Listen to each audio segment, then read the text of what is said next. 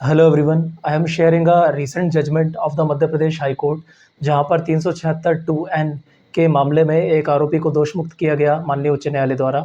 मामला कुछ इस प्रकार था, फैक्ट्स इस प्रकार है केस के कि पीड़िता द्वारा शिकायत दर्ज की गई थाने में कि वो मैट्रिमोनियल साइट पर एक्यूज से मिली थी और मिलने के बाद दोनों के बीच में बातें शुरू हुई। बातें शुरू होने के बाद नंबर शेयर हुए और व्हाट्सएप पे चैटिंग शुरू हुई।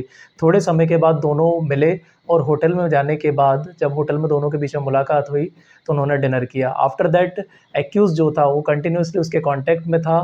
फिर उसने उसे होटल में बुलाया। होटल में बुलाने के बाद शादी का झूठा वादा करके उसके साथ शारीरिक संबंध बनाए और ऐसा कई बार हुआ। कई बार होने के बाद पीड़िता द्वारा ये कहा गया कि जब उसने शादी का पक्ष जो एक्यूज़्ड है उसके समक्ष रखा तो उसने इस बात से टाल दिया, इससे इनकार कर दिया और इस रिलेशन को, उन दोनों का जो रिलेशन था, संबंध था, उसे अपने पेरेंट्स को बताने से भी इनकार कर दिया। आफ्टर दैट महिला ने पुलिस थाने जाकर शिकायत दर्ज की। Under section 376 2N of the Indian penal code ये आरोप लगाया कि उसने, एक्यूज़ ने उस महिला के साथ बार-बार शारीरिक संबंध बनाए, शादी का झूठा वादा करके। फिर जब ट्रायल चला तो ट्रायल कोर्ट द्वारा, सत्र न्यायालय द्वारा आरोपी को दोषी पाया करार दिया गया और सज़ा सुना दी गई।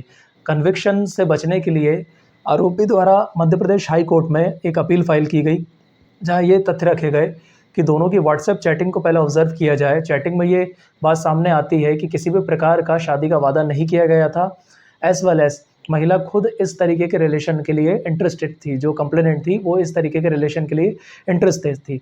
दूसरी बात, इसके अलावा कोई भी ऐसा इंडिपेंडेंट विटनेस सामने नहीं आया जो इस बात को की पुष्टि कर सके कि इन दोनों के मध्य जो रिलेशन बने थे वो शादी की बात के लिए बने थे या शादी का वादा इसमें किया गया हो।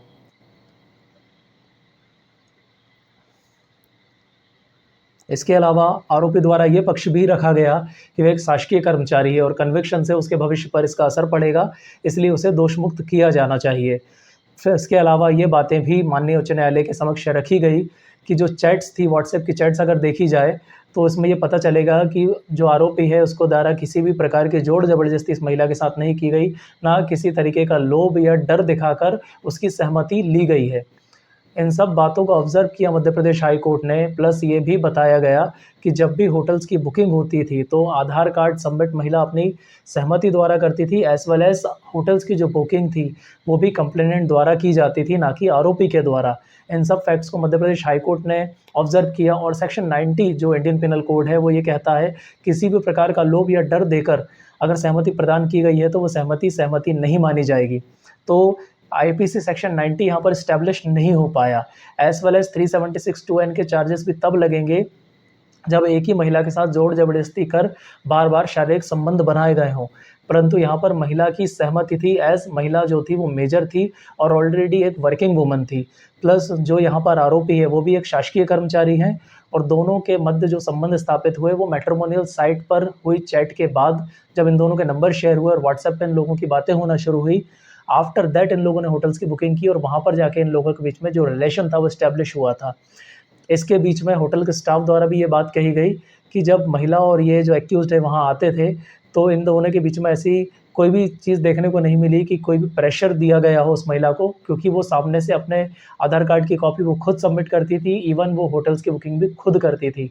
यहाँ पर lack of evidence as well as benefit of doubt यहाँ पर एक्यूज़ को मिलता है इस केस में, क्योंकि कोई भी ऐसा डायरेक्टली एविडेंस उसके खिलाफ नहीं मिलता है, प्लस ऐसा कोई विटनेस भी नहीं मिलता है जो आरोपी के खिलाफ इस बात की पुष्टि करता हो कि शादी का झूठा वादा करके इसके द्वारा जो पीड़िता है उसके साथ संबंध बनाए गए हों।